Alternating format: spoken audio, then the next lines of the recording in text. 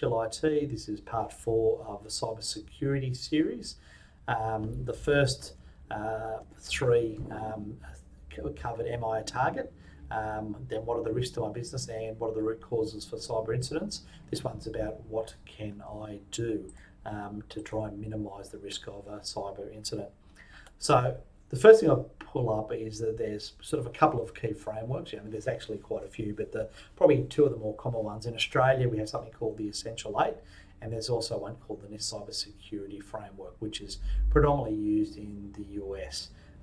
So they're a bit different in what they do. So the Essential 8 is really much more prescriptive in terms of specific things that at a base level you need to be managing to control to minimise the risk. So this is for all. Typically, it was initially raised out for government departments, but it's now sort of spreading beyond that. So if you do these 8 things, you've generally got pretty good control of your systems.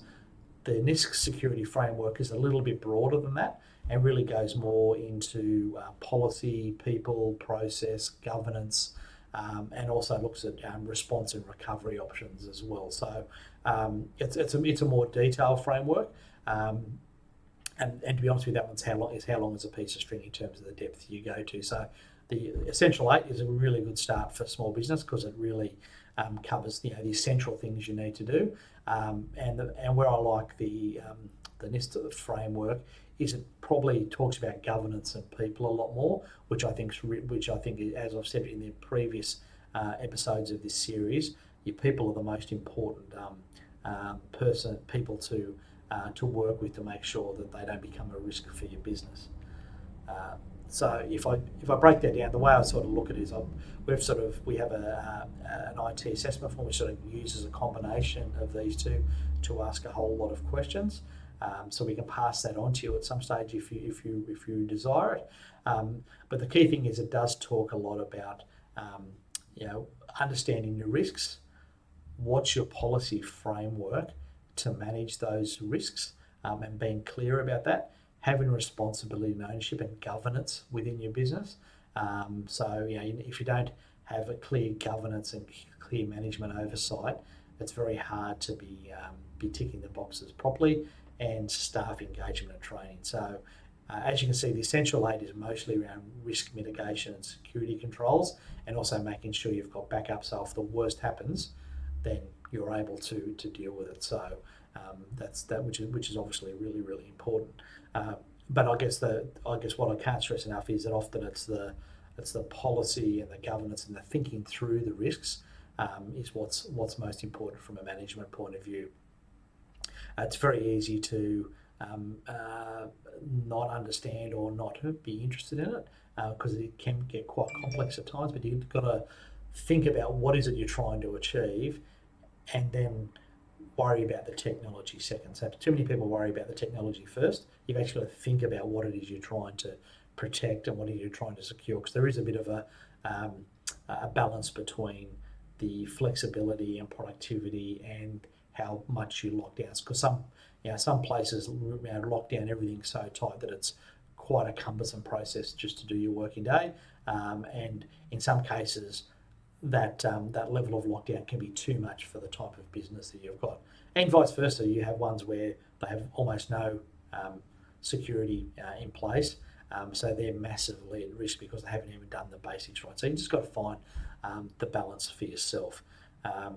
So I guess the key things I would recommend is, first of all, you should do a risk assessment. So you should think about the risks to your business, and more importantly, what the impacts are. I think it was part 2 of this series, I went through sort of the potential impacts. So some of those impacts are, obviously financial, reputational, the fact that, businesses that have had a security incident, there's a large proportion of those, over 50%, that after 12 months are basically gone because their customers have left them because they've lost faith, or they've lost so much money they haven't been able to recover, or they haven't been able to run their business for weeks or months because they haven't been able to get their data back.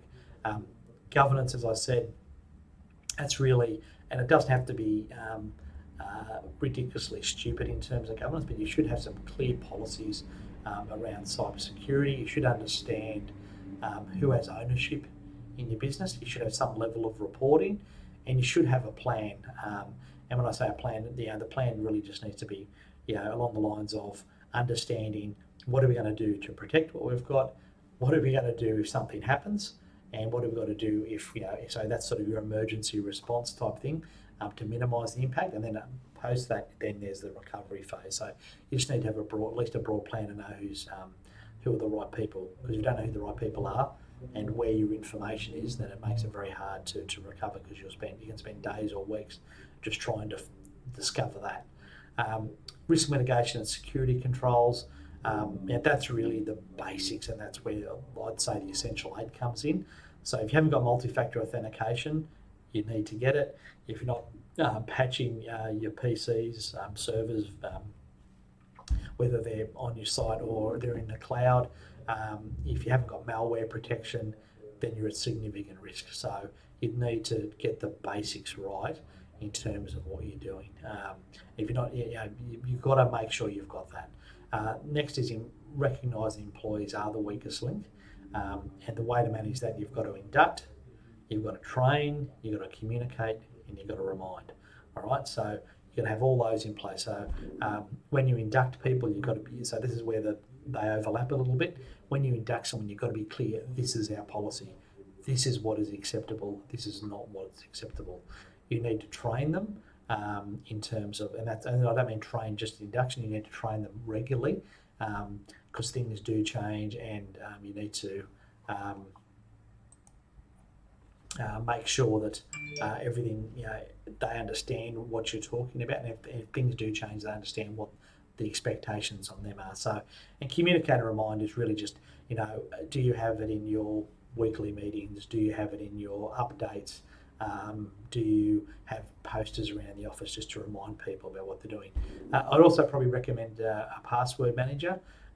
So what a password manager does is it means it allows you to securely keep your passwords in a managed vault. So that means you can share passwords as appropriate within your business, but keep anyone else who's not eligible for those passwords from seeing them. So too often we see people where their passwords are on a spreadsheet which is shared with everyone. So often there's people who don't need to have access to the system, and now have access to a system because they can see the password in terms of being able to get access to it. Or it's stuck on post-it notes on their PCs or around their desk, which is obviously the worst possible one. And then there's the other thing I would potentially recommend would be a phishing simulation. So actually where you get basically emails sent to your staff, so to see how reflective they are when they look at their emails, to identify if there's something dodgy going on. So it's not necessarily about trying to catch them out. It's mostly about trying to understand, do they recognise, and are you at risk? Because if the first time you go around and you catch a whole lot of people, that's okay, because that means you can train them, remind them, update your policy, and then next time, then you can then hopefully see that start to drop off. And obviously, if you do have people who are continually failing, then that may take some other corrective action. Next is backups and recovery. So you've got to make sure you do have the right level of backups and recovery. They are slightly different.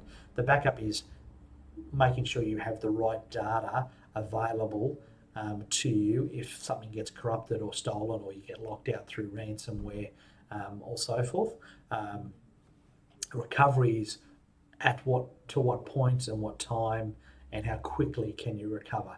So there's recovery and there's recovery. So there's some recovery where you can go back, an hour, and you've got multiple time points you can go back to, and you can do it really, really quickly.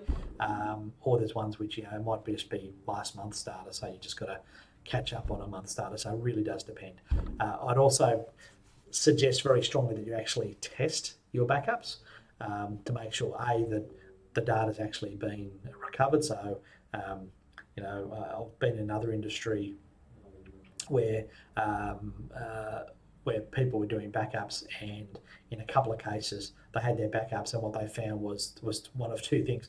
One was they had someone put some sort of password protection on it, but then no one knew what the password was, so they actually couldn't access their backups, or they had backups which were corrupted and they didn't even know till they needed them. It was too late because they didn't actually, so therefore they effectively didn't have backups.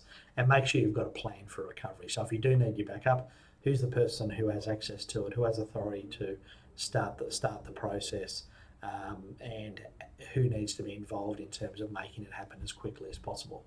And the last one's cyber security insurance. So that's important because obviously if an incident does happen and it's hard, you can't really guarantee 100% that nothing can ever happen. So you need the insurance to help protect yourself. So the main thing to recognise there is that you sort of need to tick some boxes on all the things above to make sure your cyber security insurance is valid. So that's really important. Okay, so that's the last session. So if you need any help, feel free to call ChillIt, and we'll be happy to work with you to help you with your cyber security. Thank you.